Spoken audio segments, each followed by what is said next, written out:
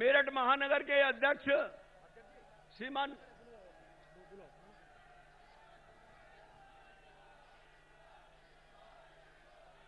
स्वागत के क्रम को यहीं विराम देते हुए मैं अपने प्रदेश के यशस्वी अध्यक्ष, जिनके नेतृत्व में 74 सीट जीतने का संकल्प लेकर हम और आप सब काम कर रहे हैं, डॉक्टर महेंद्र नाथ पांडे जी से निवेदन करूंगा कि वो आए और उपस्थित जनता को संबोधित करें और माननीय प्रधानमंत्री जी का भी स्वागत करें। धन्यवाद।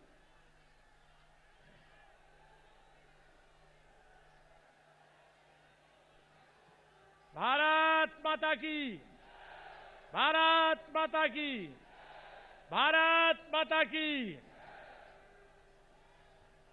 देश और दुनिया के यशस्वी नेता, भारत के यशस्वी प्रधानमंत्री श्री नरेंद्र मोदी जी आज इस लोकसभा सामान्य निर्वाचन 2019 का उत्तर प्रदेश के अंदर प्रथम चरण के चुनावी सभा का श्री गणेश करने मेरठ की इस क्रांति भूमि पर मां नौचंडी मां की छाया में, मां शाकुंभरी की छाया में यहां पर अवघड़नाथ जी पूरा महादेव की छाया में पधारे हैं और मैं इस धरती पर उनका स्वागत मैं भाजपा प्रदेश अध्यक्ष के साथ साथ एक ऐसे यशस्वी मुख्यमंत्री योगी आदित्यनाथ जी, जिन्होंने इसी पश्चिम की भूमि पर पहली बार शिव भक्त कांवरियों पर पुष्प वर्षा करने वाला जो वातावरण बनाया, ऐसे पवित्र परिवेश में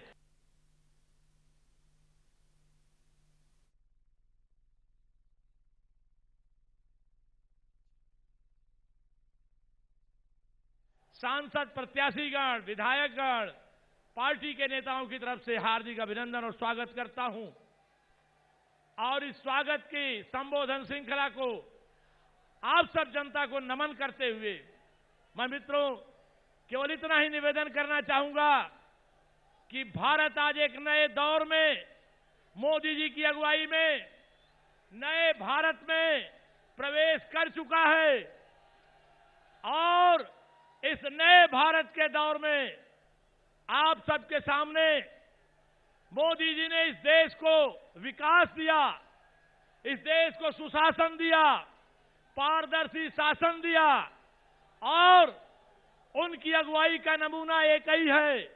इसी मेरठ मंडल में जहां मैं खड़ा हूं, चाहे शौचालय हो, चाहे आवास हो, चाहे गैस हो, चाहे सौभाग्य की बिजली हो, आयुष्मान भारत के गोल्डन कार्ड हो, केवल मेरठ मंडल के अंदर जिसे पीछे अखिलेश सरकार ने रोका था उनके विकास के पहियों को, लोक कल्याण, गरीबों के कल्याण के पहियों को, योगी आदित्यनाथ की सरकार बनने के बाद उनकी प्रेरणा से केवल मेरठ मंडल के बागपत, मेरठ, गाजियाबाद और हापुड़ गौतम बुद्ध नगर में ही केवल मैं एक आंकड़ा दे रहा हूं विकास का कि 1,74,627 लाभार्थियों को 31 अरब रुपए की सहायता केवल एक कमिश्नरी में दी गई।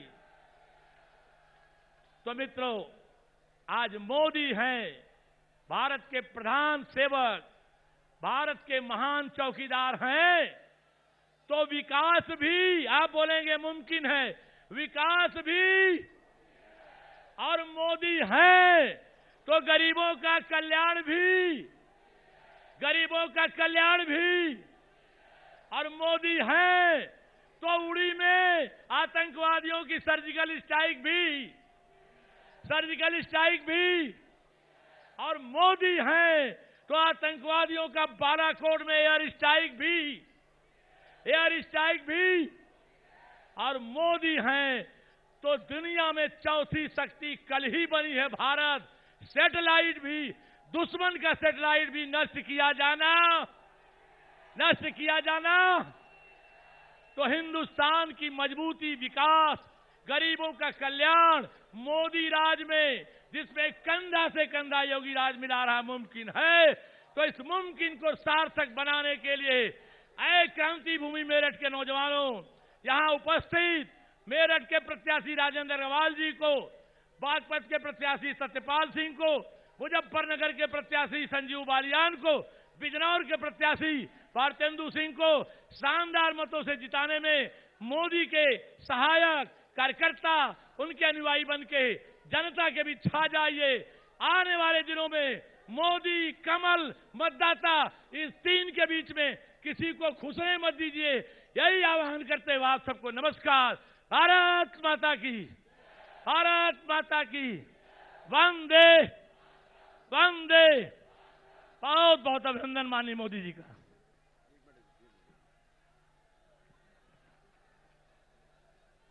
अब मैं आग्रह करूंगा प्रदेश के यशस्वी और क्रांतिकारी मुख्यमंत्री जी से कि वो अपने संबोधन से नौजवानों को संबोधित करें और माननीय प्रधानमंत्री जी का स्वागत करें।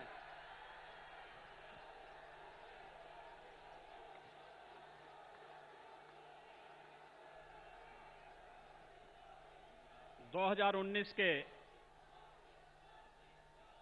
लोकसभा निर्वाचन के शुभारंभ के लिए देश के सबसे बड़े राज्य उत्तर प्रदेश की क्रांति की इस भूमि पर पधारे देश के यशस्वी प्रधानमंत्री आदरणीय नरेंद्र मोदी जी, भारतीय जनता पार्टी के प्रदेश के अध्यक्ष माननीय डॉक्टर महेंद्र नाथ पांडे जी, पूर्व प्रदेश अध्यक्ष डॉक्टर लक्ष्मीकांत वाजपेयी जी, भारतीय जनता पार्टी के सांसद पद के प्रत्याशीगण श्री संजीव बालियान जी, श्री राजेंद्र अग्रवाल जी, डॉक्टर सत्यपाल सिंह जी, कुंवर भारतेंदु सिंह जी, माननीय विधायकगण, भारतीय जनता पार्टी के सभी सम्मानित पदाधिकारी और इतनी भारी संख्या में आदरणीय प्रधानमंत्री जी के मार्गदर्शन और प्रेरणा को प्राप्त करने के लिए आए हुए भारतीय जनता पार्टी के सभी कार्यकर्ता भाइयों बहनों और इस क्षेत्र के सभी उपस्थित देवियों सज्जनों, मैं मेरठ की इस क्रांति भूमि पर देश के यशस्वी प्रधानमंत्री आदरणीय नरेंद्र मोदी जी का हृदय से स्वागत करता हूं, अभिनंदन करता हूं। भाइयों बहनों, हम प्रधानमंत्री मोदी जी का अभिनंदन इसलिए भी करना चाहते हैं, आपने देखा होगा विगत 55-56 महीनों के दौरान भारत को दुनिया के हर क्षेत्र में अग्रणी स्थानों पर पहुंचाने के लिए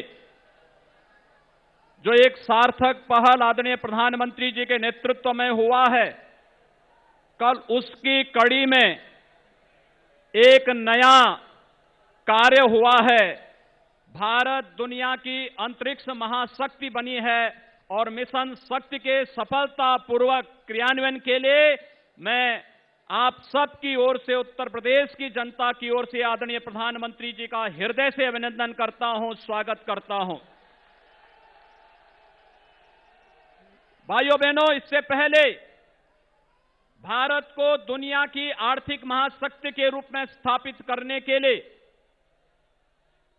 जो पिछली सरकारों की अकर्मण्यता, भ्रष्टाचार और दूरदर्शिता के कारण भारत का दुनिया में कोई स्थान नहीं था, आदरणीय प्रधानमंत्री जी के दूरदर्शितापूर्ण कार्यों के कारण देश के अंदर, भारत दुनिया के अंदर भारत को आर्थिक महाशक्ति के रूप में स्थापित करने के लिए जो प्रयास और जिस प्रकार की नीतियों को पूरी दृढ़ता के साथ आपने लागू किया, आज भारत दुनिया की 6ठी अर्थव्यवस्था है और आने वाले समय में भारत दुनिया की 3 बड़ी महाशक्ति के रूप में, आर्थिक महाशक्ति के रूप में आदरणीय प्रधानमंत्री मोदी जी के नेतृत्व में बनेगा।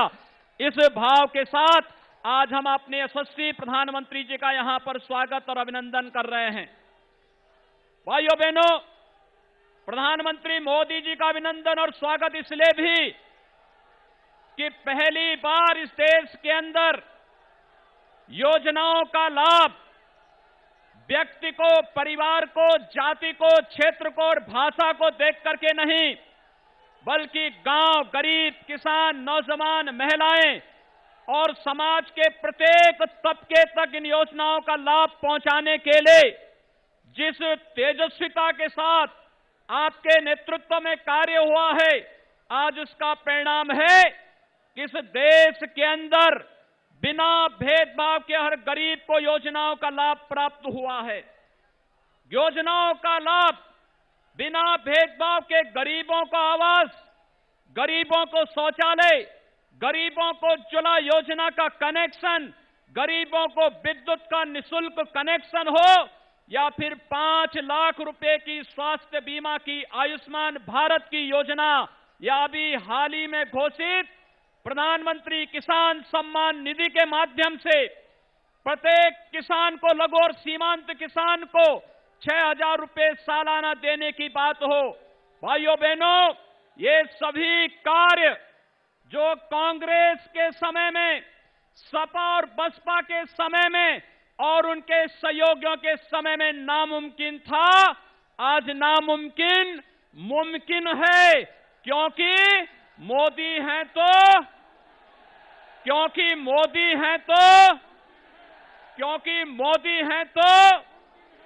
ये मुमकिन इसलिए हुआ है क्योंकि मोदी जी के नेतृत्व में, यशस्वी नेतृत्व इस देश को प्राप्त हुआ है।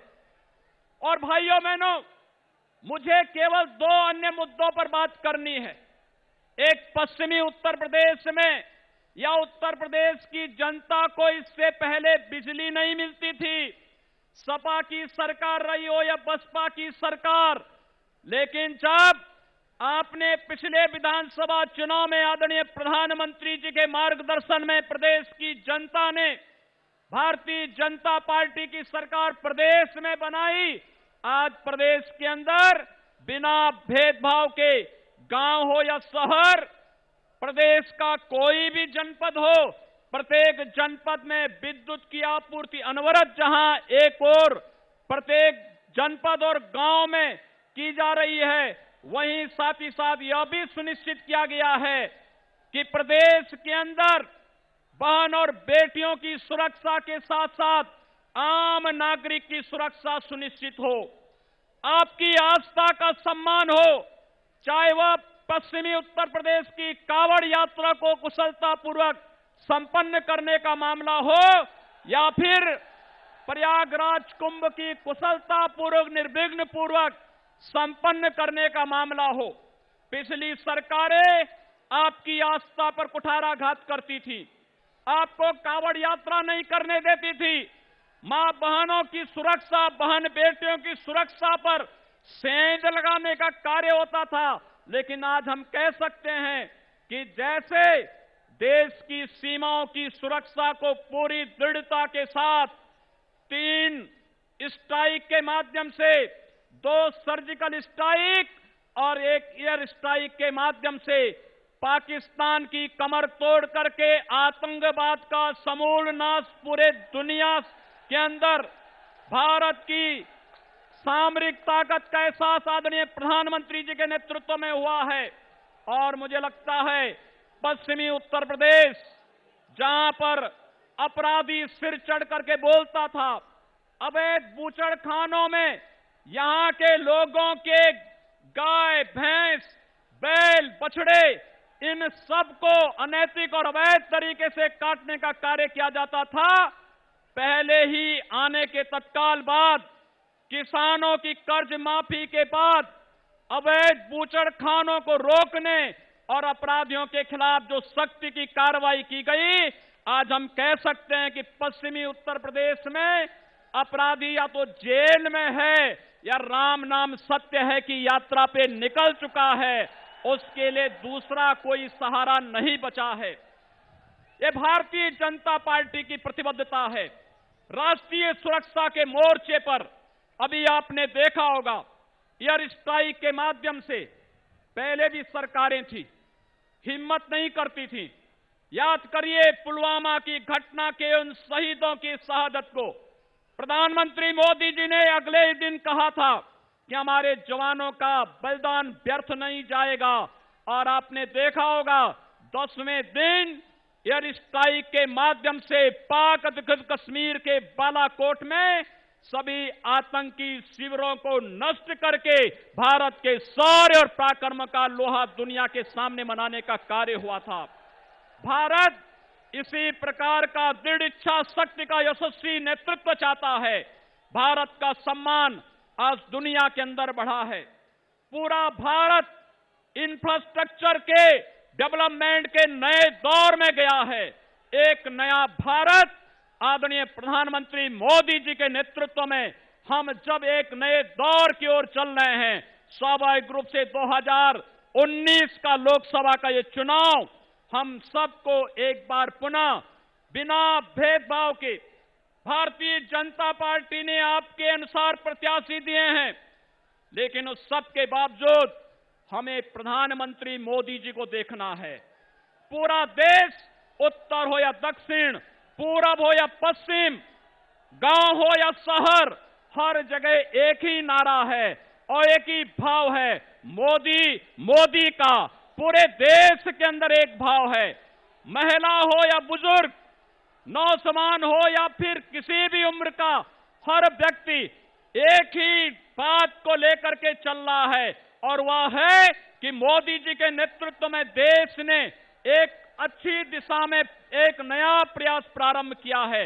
और नए भारत के लिए मोदी जो पूरब में, पश्चिम में, उत्तर में, दक्षिण में, गांव में, शहर में, महिला हो, बालिका हो, जवान हो, बुजुर्ग हो, प्रौढ़ हो, नौकरी पेशा हो, मजदूर हो या फिर चौकीदार ही क्यों न हो, हर व्यक्ति इस बात का एहसास कर रहा है कि मोदी के नेतृत्व में, मोदी जी के नेतृत्व में यह देश एक नई यात्रा में निकल चुका है।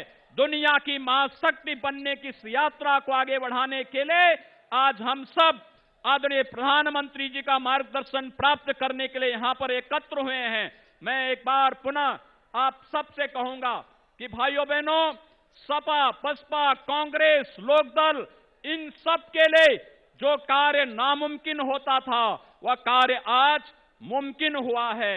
नामुमकिन अब मुमकिन है, क्योंकि मोदी हैं तो, मेरे साथ एक बार आप सही बोलेंगे, क्योंकि मोदी हैं तो, क्योंकि मोदी हैं तो। मैं एक बार फिर कहूंगा, उत्तर प्रदेश 74 पार, आप सब फिर बोलेंगे, फिर एक बार मोदी सरकार। उत्तर प्रदेश 74 पार, फिर एक बार मोदी सरकार। उत्तर प्रदेश 74 पार, उत्तर प्रदेश 74 पार। भारत माता की, भारत माता की, भारत माता की। माननीय प्रधानमंत्री जी, जिनको सुनने के लिए आप सब इतनी देर से प्रतीक्षा कर रहे हैं, अंतरिक्ष में भी दुश्मन को चुनौती देने वाले, भारत के मान सम्मान को संपूर्ण विश्व में स्थापित करने वाले, ऐसे तपस्वी, मनस्वी माननीय प्रधानमंत्री आदरणीय श्री नरेंद्र मोदी जी से मैं आग्रह करूंगा कि वो क्रांतिधरा मेरठ की जनता का संबोधन करने का कष्ट करें। माननीय प्रधानमंत्री जी।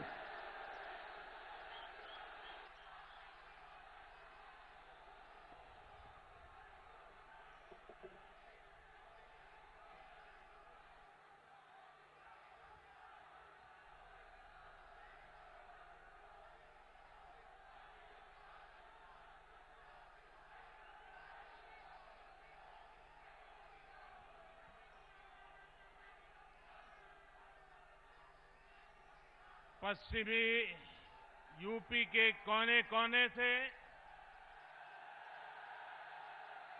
मेरठ, हापुड़, बिजनौर, मुजफ्फरनगर, बागपत, गाजियाबाद, नोएडा समेत पूरे पश्चिमी उत्तर प्रदेश से यहां पधारे आप सभी बहनों भाइयों को मेरा प्रणाम।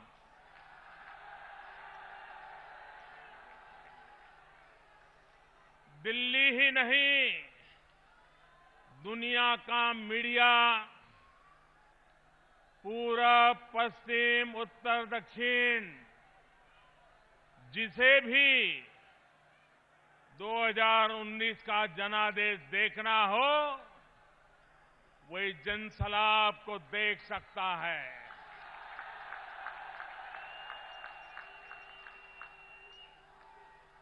भारत मन बना चुका है।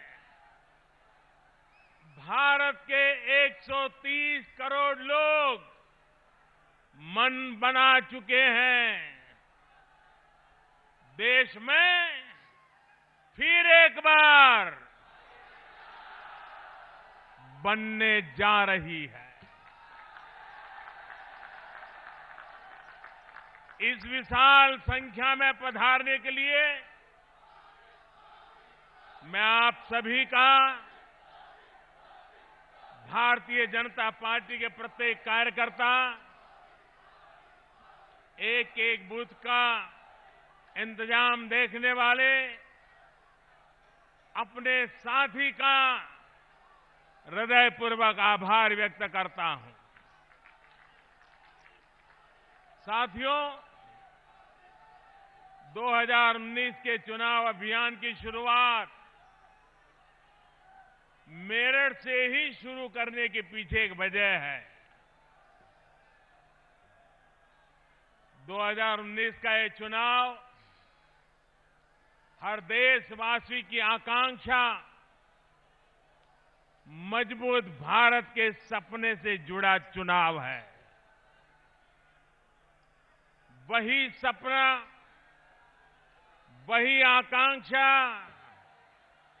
जिसे दिल में लिए 1857 में इसी मेरठ क्षेत्र में स्वतंत्रता के आंदोलन का पहला बिगुल फूंका गया था। इसी गौरवशाली परंपरा को निभाने वाले सुकमा के नक्सली हमले में शहीद शोभित शर्मा और पुलवामा में शहीद अजय कुमार जी को मैं एक बार फिर अपनी श्रद्धांजलि अर्पित करता हूं।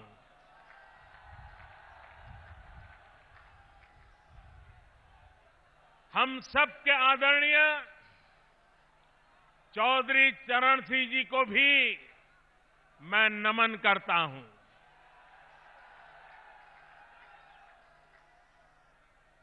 चौधरी चरण सिंह जी ने देश के लिए महत्वपूर्ण योगदान दिया। चौधरी साहब देश के उन सपूतों में से हैं जिन्होंने देश की राजनीति को खेत, खलिहान और किसान पर ध्यान देने के लिए मजबूर किया। साथियों, 5 वर्ष पहले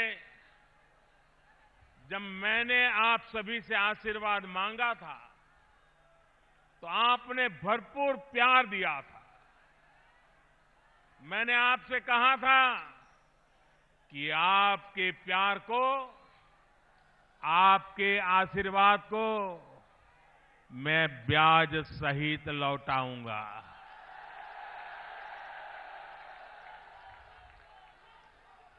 और मैंने आपको ये भी कहा था कि जो काम किया है उसका हिसाब भी दूंगा।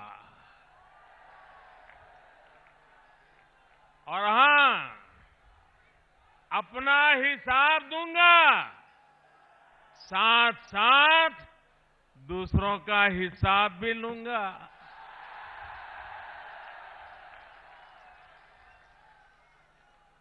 ये दोनों काम साथ साथ चलने वाले हैं और तभी तो होगा हिसाब बराबर।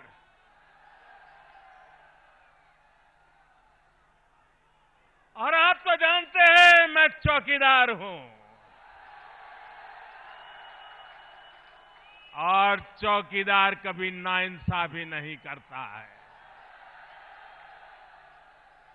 हिसाब होगा, सबका होगा, बारी बारी से होगा।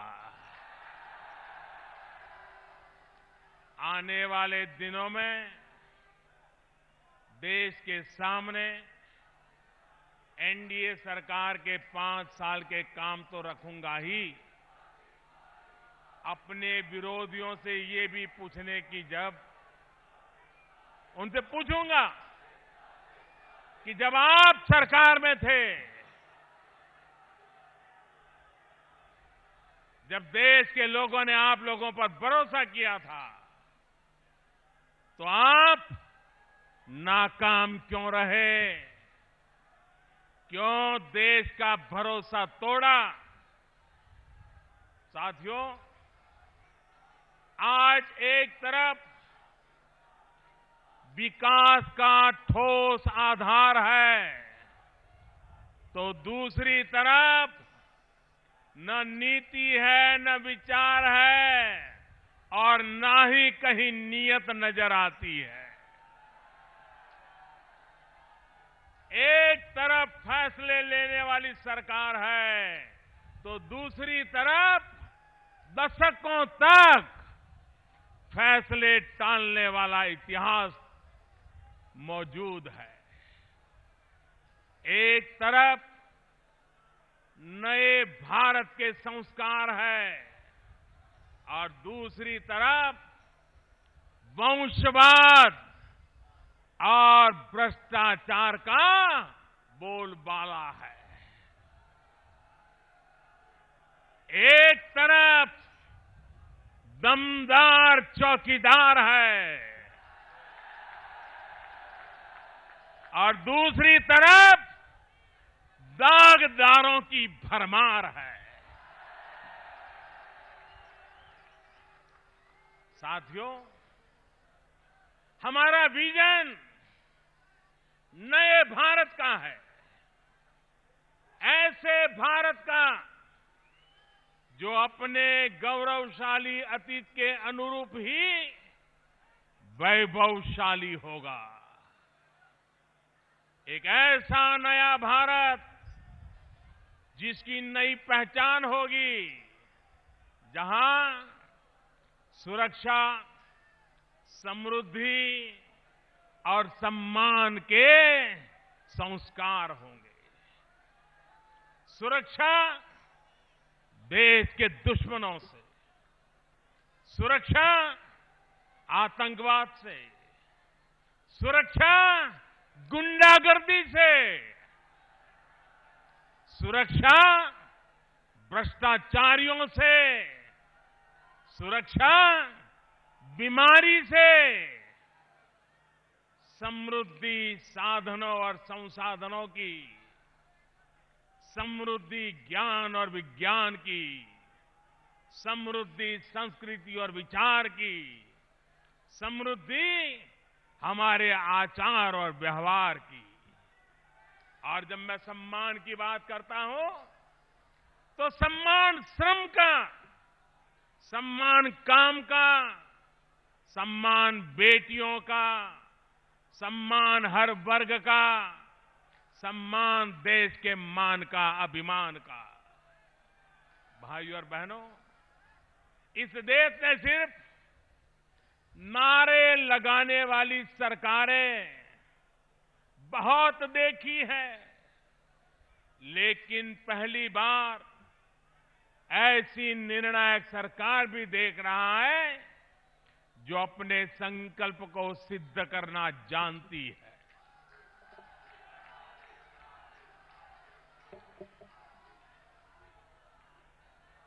जमीन हो, आसमान हो या फिर अंतरिक्ष, सर्जिकल स्ट्राइक का साहस आपके इस चौकीदार की सरकार ने दिखाया है।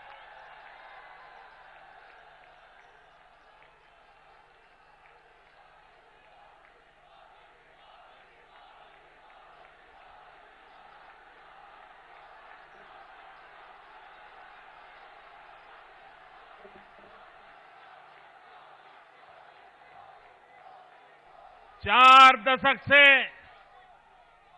40 साल से हमारे सैनिक वन रैंक वन पेंशन मांग रहे थे, उसको पूरा करने का काम भी इसी चौकीदार ने किया। देश के करीब 12 करोड़ किसान परिवारों को 75,000 करोड़ रुपए की सीधी वार्षिक मदद का काम भी इसी चौकीदार ने किया। देश के लगभग 50 करोड़ गरीब परिवारों को हर वर्ष 5 लाख रुपए तक के मुफ्त इलाज की व्यवस्था भी हमारी सरकार ने की। देश के 34 करोड़ गरीबों के लिए जन धन योजना के तहत बैंक खाते भी हमारी सरकार ने खुलवाए हैं।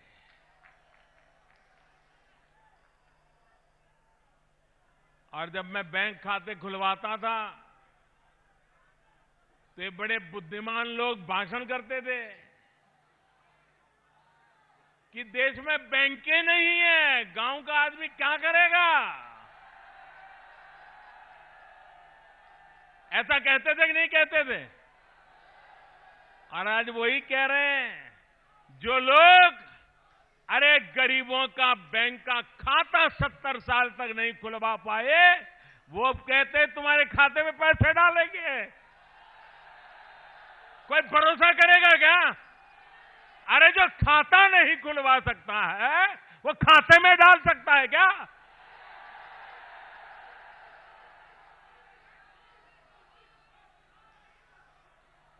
देश की 7 करोड़ से अधिक गरीब बहनों को मुफ्त गैस सिलेंडर देकर धुएं से मुक्ति देने का काम भी आपने हमें सेवा करने का मौका दिया, हमने करके दिखाया।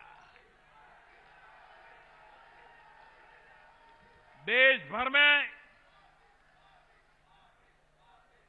10 करोड़ गरीब परिवारों के घर शौचालय देकर बहनों को इज्जत देने का, जीवन देने का सौभाग्य भी हमें मिला है।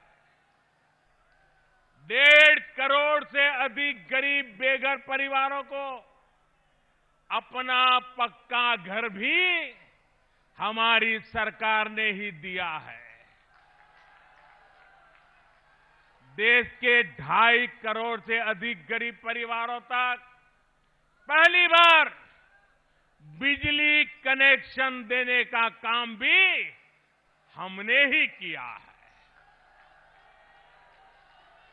15 करोड़ से अधिक बिना गारंटी के ऋण देकर युवा साथियों को स्वरोजगार से जोड़ने का काम पहली बार एनडीए ने ही किया है। सामान्य वर्ग के गरीबों को, और मुझे विश्वास है कि जब ये खबर आपने सुनी होगी आपका सीना चौड़ा हो गया होगा। सामान्य वर्ग के गरीबों को 10% आरक्षण देने का ऐतिहासिक फैसला भी हमने ही लिया।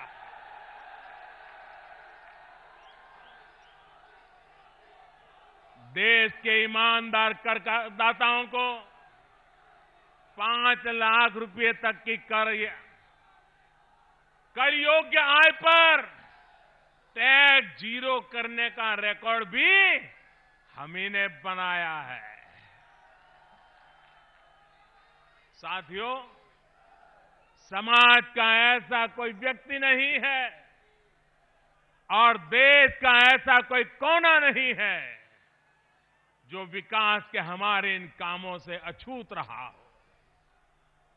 सबका साथ, सबका विकास की हमारी यही सोच है जिस पर नए भारत का निर्माण हो रहा है। 11 अप्रैल को आपका वोटिंग 11 अप्रैल को है ना? 11 अप्रैल को है ना? 11 अप्रैल को जब देश पहला वोट डालेगा, जब पहली बार वोट डालने वाला हमारा युवा बूथ में जाएगा, तो वो ईवीएम पर कमल के निशान पर उंगली दबाने से पहले विकास की इस तस्वीर को लेकर के जाने वाला है। साथियों, आपके चौकीदार की सरकार ने जो हासिल किया है वो तब और साफ हो जाएगा जब 2014 से पहले के भारत, यानी आपके इस चौकीदार के आने से पहले की स्थिति से जब आप तुलना करेंगे। जरा एक बार उन पुराने दिनों को जरा याद करिए और मुझे बताइए, इन महामिलावटी लोगों की सरकार जब दिल्ली में थी, तब देश में आए दिन बम धमाके होते थे कि नहीं होते थे? मैं दोबारा पूछूं, जब ये महामिलावटी लोग बैठे थे दिल्ली सरकार में, तब आए दिन देश में अलग अलग कोने में बम धमाके होते थे कि नहीं होते थे? ये महामिलावटी आतंकियों को संरक्षण देते थे कि नहीं देते थे? ये आतंकियों की भी जात और उनकी पहचान देखते थे कि नहीं देखते थे? उसके आधार पर तय करते थे कि आतंकी को बचाना है या सजा देनी है। बताइए भाइयों, ऐसा होता था कि नहीं होता था? मुझे बताया गया है कि यहां मेरठ में जो विरोधी दलों के उम्मीदवार हैं, उन्होंने आतंकवादियों के लिए करोड़ों रुपए के इनाम तक का ऐलान कर दिया था। याद है ना? आतंकवादियों को करोड़ों का इनाम। सोचिए, महामिलावट के लिए लोग किस हद तक जा सकते हैं। ये महामिलावटी लोग भ्रष्टाचारियों के साथ है कि नहीं है भाई? ये लोग भ्रष्टाचारियों के साथ है कि नहीं है? महामिलावटियों के राज में बेटियों को इंसाफ मिलता था क्या? मेरठ वाले तो बराबर जानते हैं। क्या बेटियों को इंसाफ मिलता था क्या? इनकी सरकार में गुंडे और बदमाश बेलगाम थे कि नहीं थे? क्या ऐसी महामिलावट के हाथ में देश सुरक्षित रहेगा? देश सुरक्षित रहेगा? देश सुरक्षित रहेगा? साथियों, मेरठ और पश्चिमी यूपी तो इनके कारनामों को भुगत चुका है। जब से योगी जी की सरकार आई है,